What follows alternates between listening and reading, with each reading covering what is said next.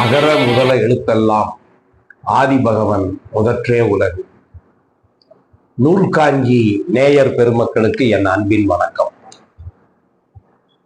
நூல்காஞ்சி இணையதளத்தில் நாம் தொடர்ந்து தமிழ் அறிஞர்களை பற்றி சிந்தித்து வருகிறோம்.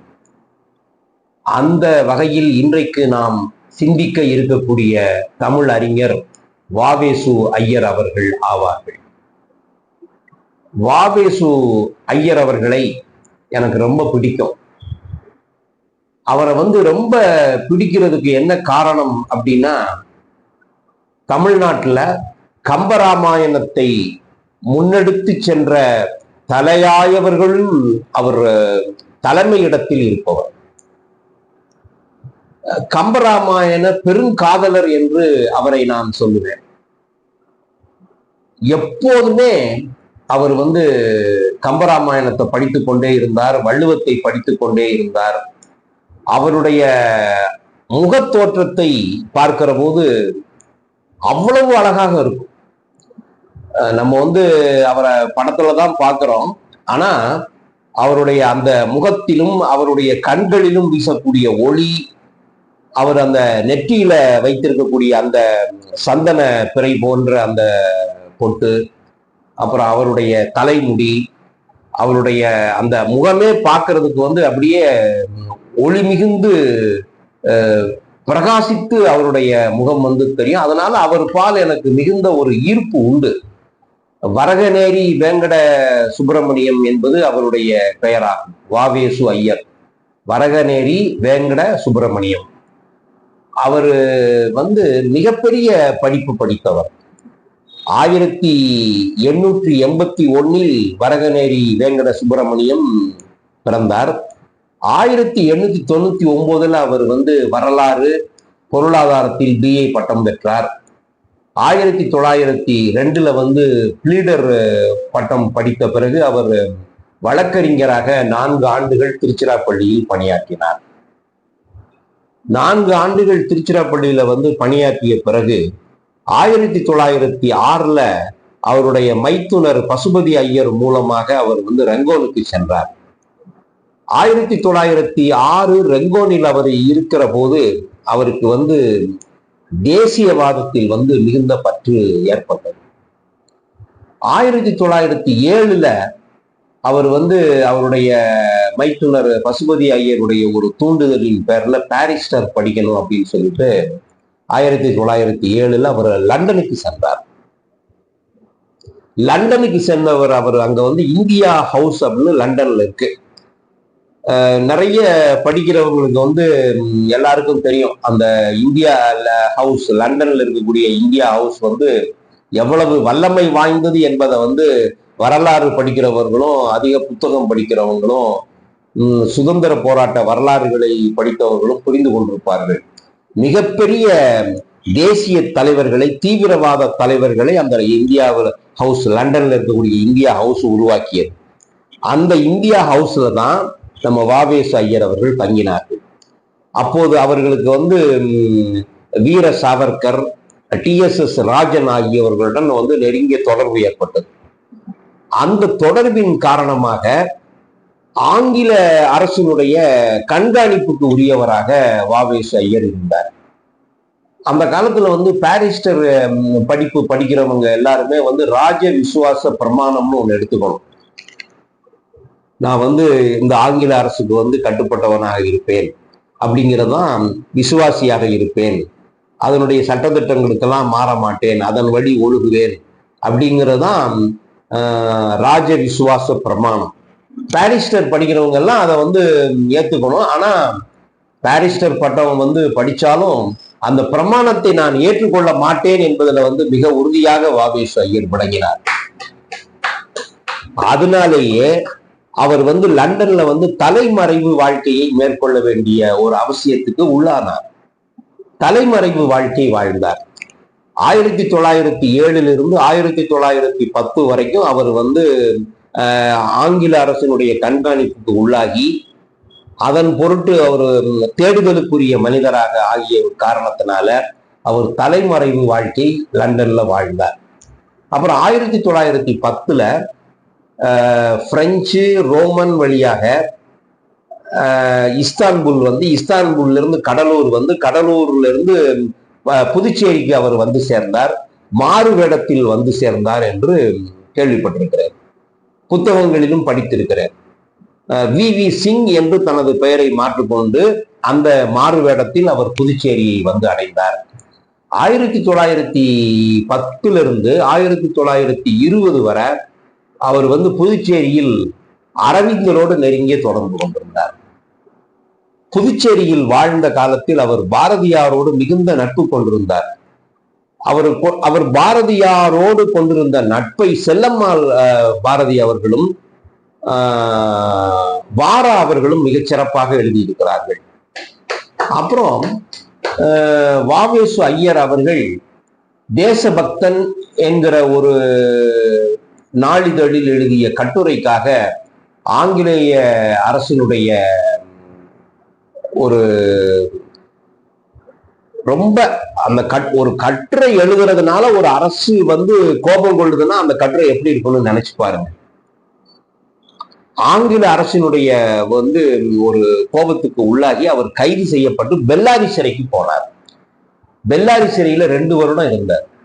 அப்புறம் 1923 மீண்டும் தமிழகத்திற்கு வந்த வாவேசு ஐயர் அவர்கள் திருநெல்வேலி மாவட்டத்துல கல்லிடைக்குறிச்சி அப்படிங்கிற அந்த ஊர்ல வந்து தமிழ் குருகுல வித்யாலயம் அப்படின்னு ஒன்றை ஆரம்பித்தார்.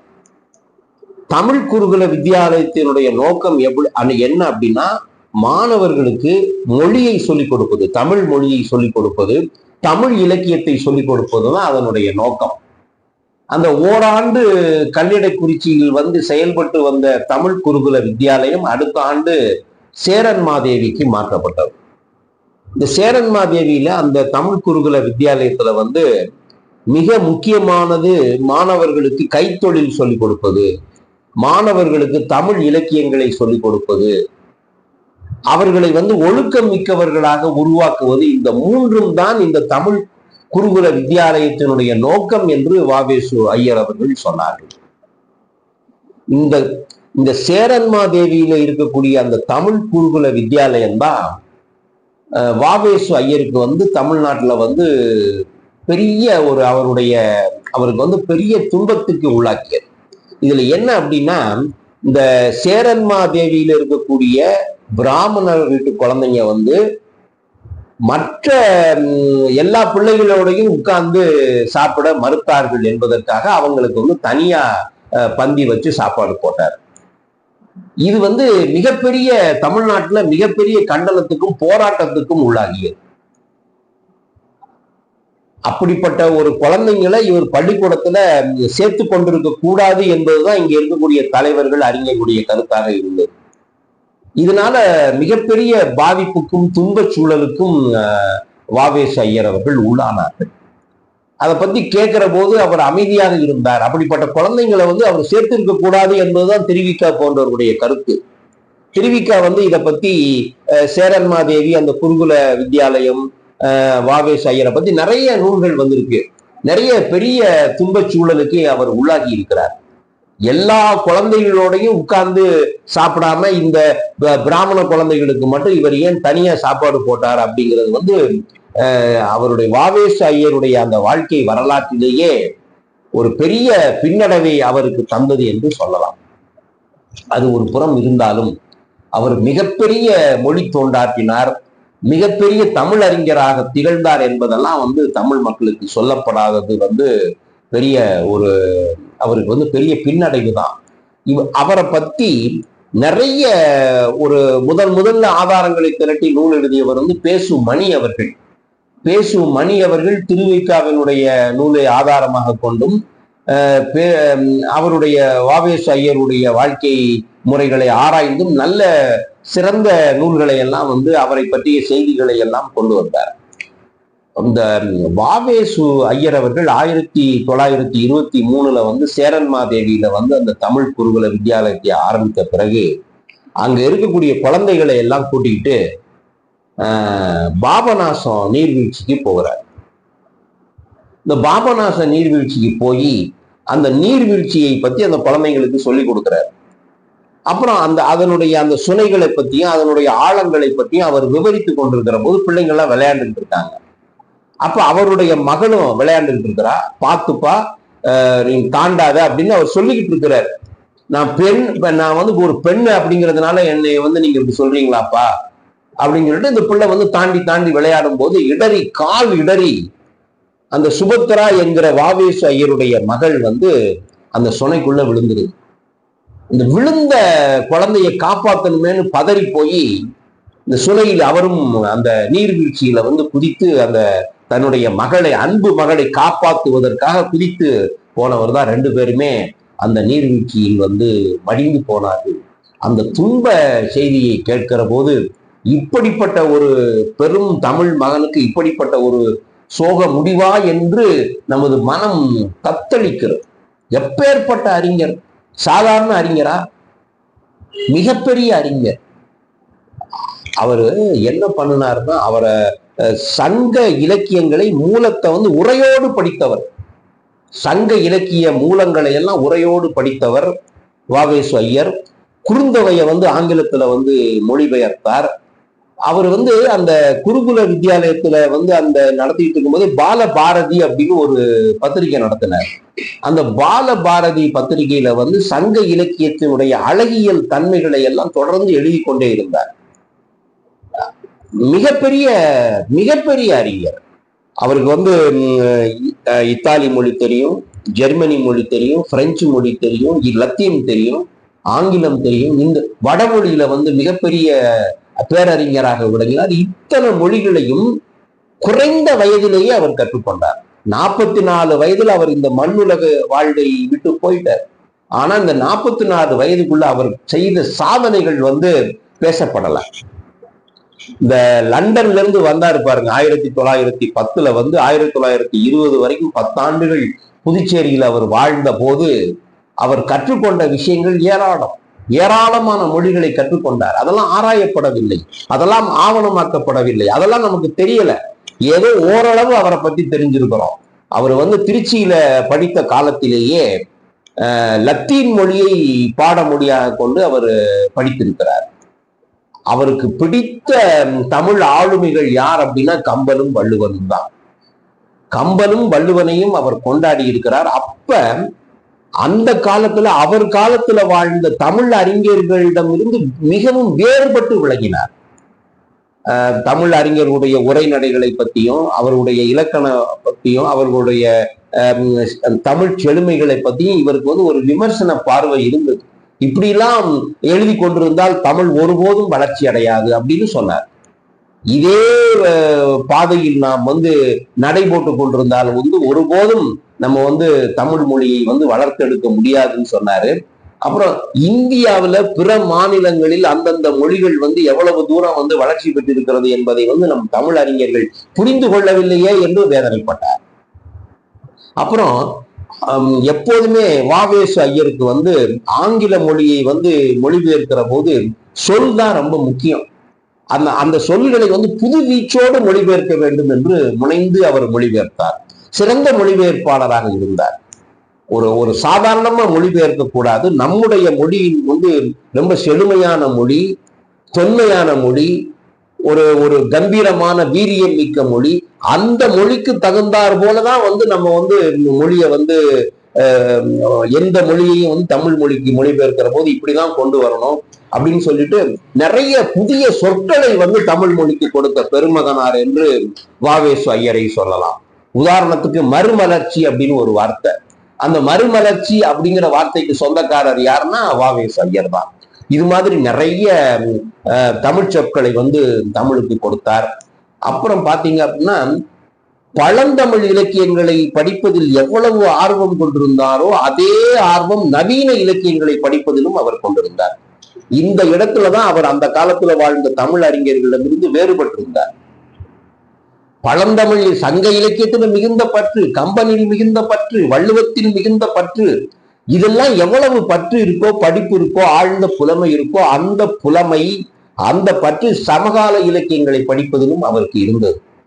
அதனுடைய விளைவாகத்தான் தமிழில் முதல் சிறுகதையாகிய குளத்தங்கரை அரசமரம் என்கிற முதல் சிறுகதையை கொடுத்து தமிழ் இலக்கியத்தில் ஒரு புதிய வரலாற்றை உண்டு பண்ணியவர் வ.வே.சு ஐயராக திகழ்கிறார்.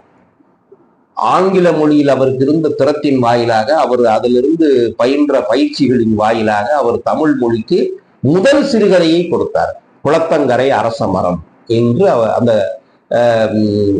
கதைக்கு பெயர். அதுதான் தமிழ்ல முதல் சிறுகதை. தமிழ் இலக்கியத்தில் புதிய மறுமலர்ச்சியை கொண்டு வந்தவர் நம்முடைய வ.வே.சு ஐயர் அவர்கள். அப்புறம் எப்ப படிச்சாலும் சரி, மேலை இலக்கியங்களுக்கு நமது தமிழ் இலக்கியம் ஒருபோதும் குறை போகாது. நமது தமிழ் இலக்கியம் மேலை நாட்டு இலக்கியங்களை எல்லாம் விஞ்சி நிற்பது என்று அவர் சொன்னார். இந்த ஒப்பீட்டு இலக்கியத்துக்கு முன்னோடி யாருன்னா வ.வே.சு ஐயர் தான். மேலை இலக்கியங்களை அதுல இலியட் அப்படின்னு ஒரு இலக்கியம், அப்புறம் பாரடைஸ் லாஸ்ட் அப்படிங்கிற ஒரு இலக்கியம், அந்த நூல்களை கம்பன் இலக்கியத்தோடு அவர் ஒப்பிட்டு எழுதினார். கம்பன்ல ராமன், லக்ஷ்மணன், இலக்குவனன், பரதன், ராவணன், வீடனன், கும்பகர்ணன், அனுமன், சுக்ரீவன், வாலி, இவர்களை பற்றி எல்லாம் அந்த மேலை நாட்டு இலக்கியங்களோடு இந்த பாத்திரங்களையும் இணைத்து ஒரு ஒப்பீட்டு நூலை அவர் கொண்டு வந்தார். இந்த ஒப்பீட்டு இலக்கியங்களுக்கு இவர் தான் முன்னோடி. ஒப்பீட்டு இலக்கியங்களுக்கு முன்னோடி. அப்புறம் நிறைய நூல்களை இவர் எழுதியிருக்கிறார் என்று ஒரு பட்டியலை பேசுமணி அவர்கள் தருகிறார்கள். என்னென்ன நூல் அப்படின்னா நான் அசந்து போயிட்டேன் படிச்சுட்டு. இந்த கம்பராமாயணம் ஏ ஸ்டடி அப்படின்னு கம்பராமாயணத்தை எப்படி படிக்கணும், கம்பராமாயணத்தினுடைய அழகியல் கூறுகளை எல்லாம் கம்பராமாயணம் ஏ ஸ்டடி என்கிற ஒரு நூலாக அவர் தந்திருக்கிறார். திருக்குறளை ஆங்கிலத்துல மொழிபெயர்த்திருக்கிறார். அது மட்டுமல்லாமல் நெப்போலியனை பற்றிய ஒரு நூல், அப்புறம் தன்னம்பிக்கை என்கிற எமர்சனுடைய கட்டுரைகளை எல்லாம் தொகுதி தன்னம்பிக்கை என்கிற ஒரு நூலாக்கி இருக்கிறார். அப்புறம் கரிபால்டி சரித்திரம், அப்புறம் சந்திரகுப்த சக்கரவர்த்தி அப்படிங்கிற ஒரு நூல்களை எல்லாம் தந்திருக்கிறார். மங்கையர்க்கரசியின் காதல் என்கிற ஒரு சிறுகதை தொகுப்பை கொடுத்திருக்கிறார். அதுபோலதான் குளத்தங்கரை அரசமரம் இருக்கிறது. இது போல தமிழ் இலக்கியங்களுக்கு அவர் மொழிக்கு அவர் கொடுத்த செல்வங்கள் ஏராளம். இதெல்லாம் பேசு மணி அவர்கள் பட்டியலிட்டு நமக்கு தந்திருக்கிறார். அது மட்டும் அல்லாது எனக்கு ரொம்ப அவருடைய வாழ்க்கை வரலாற்றிலேயே ரொம்ப பிடிச்ச செய்தி என்ன அப்படின்னா, அவர் மாறு வேடத்துல தப்பிச்சு லண்டன்ல இருந்து இந்தியாவுக்கு வர்றாரு. அப்ப வரும்போது அவர் எடுத்துக்கொண்டு சென்ற பொருட்கள் இரண்டு. ஒன்று மாற்று உடை, இன்னொன்று கம்பராமாயண நூல். மாற்று உடை, இன்னொன்னு என்னன்னா எவ்வளவோ நூல் இருக்கு. அவர் எடுத்துக்கொண்ட ஒரு நூல் கம்பராமாயணம் என்று கேள்விப்பட்ட போது கம்பனில் அவர் எவ்வளவு ஆழ்ந்த பட்டு கொண்டிருந்தார் என்று நான் நினைத்து பார்க்கிறேன். அவர் சொல்றாரு, கிரேக்கம், ரோமானிய மொழி எல்லாம் காட்டிலும் கம்பன் அவன் மிகப்பெரிய ஆளுமை என்று அவர் சொல்லுகிறார். அவருடைய திருக்குறள் உரையை பத்தி ஒரு குறிப்பு மட்டும் நான் உங்களுக்கு சொல்ல விரும்புகிறேன். ஜி.யு. போப்பு திருக்குறளை ஆங்கிலத்துல மொழிபெயர்த்தார். வ.வே.சு ஐயர் அவர்களும் மொழிபெயர்த்திருக்கிறார். வ.வே.சு ஐயர் அவர்கள் திருக்குறளை மொழிபெயர்த்த ஆண்டு 1916. 1916ல மிகச் சிறப்பாக அவர் அதை மொழிபெயர்த்தார். இதை பின்னாட்களில் அமெரிக்காவில் உள்ள சிகாகோவிலையும் கலிபோர்னியாவிலையும் 2 புத்தக வெளியீட்டு நிறுவனங்கள் இதை அப்படியே ஆங்கிலத்துல வெளியிட்டிருக்கின்றன. லண்டன்ல 2 நிறுவனங்கள் வெளியிட்டிருக்கின என்கிற தகவலை வ.வே.சு ஐயனுடைய மகன் சொல்றார். அது மட்டும் அல்லாது அந்த திருக்குறளுக்கு அவர் 44 பக்கங்களில் முகவுரை எழுதியிருக்கிறார். நான் தமிழ் பெருமக்களுக்கு சொல்லிக்கொள்ள விரும்புகிறது என்ன அப்படின்னா, அந்த 44 பக்க முகவுரையை நீங்க படிக்கணும். 44 பக்க முகவுரை. அப்புறம் கம்பராமாயணத்துல 4000 பாடல்களை ஆங்கிலத்தில் மொழிபெயர்த்திருக்கிறார். அப்புறம் சங்க இலக்கியத்துக்கு ஒரு செம்பதிப்பு கொண்டு வர வேண்டும் என்று அவரது கனவாக இருந்தது. ஆனால் அந்த கனவு நிறைவேறவில்லை. சங்க இலக்கியத்துல கலித்தொகையையும் குறுந்தொகையையும் 1915லேயே மொழிமாற்றம் செய்து அவர் வெளியிட்டிருக்கிறார். இதெல்லாம் அவரது மிகப்பெரிய சாதனைகள். அது தமிழ் உலகத்திற்கு மிகச் சிறப்பாக அவருடைய ஆக்கங்கள், அவருடைய பற்றிய செய்திகள் வரவில்லையே என்று ஒரு வேதனை இருக்கிறது. அந்த வேதனை நூல் காஞ்சியின் மூலமாக அகற்றப்படும் என்கிற நம்பிக்கையும் எனக்கு இருக்கிறது. அப்புறம் அவருடைய மொழிபெயர்ப்புல நான் குறிப்பாக சொல்ல விரும்புவது என்ன அப்படின்னா, சொற்களுக்கு, ஓசைக்கு, ஒலிக்கு ரொம்ப முக்கியத்துவம் கொடுத்தார். இந்த அரிஸ்டாட்டில் அப்படிங்கிற வார்த்தையை அவர் மொழிபெயர்க்கிற போது அரித்தாட்டில் அப்படின்னு எழுதுறார். இது மாதிரிதான் அவரு, அதாவது இது எதிலிருந்து வந்தது, இந்த பண்பு அவருக்கு எதிலிருந்து வந்தது, இந்த அறிவு கூறு அவருக்கு எதிலிருந்து வந்ததுன்னா கம்பனிடம் இருந்துதான் வந்தது.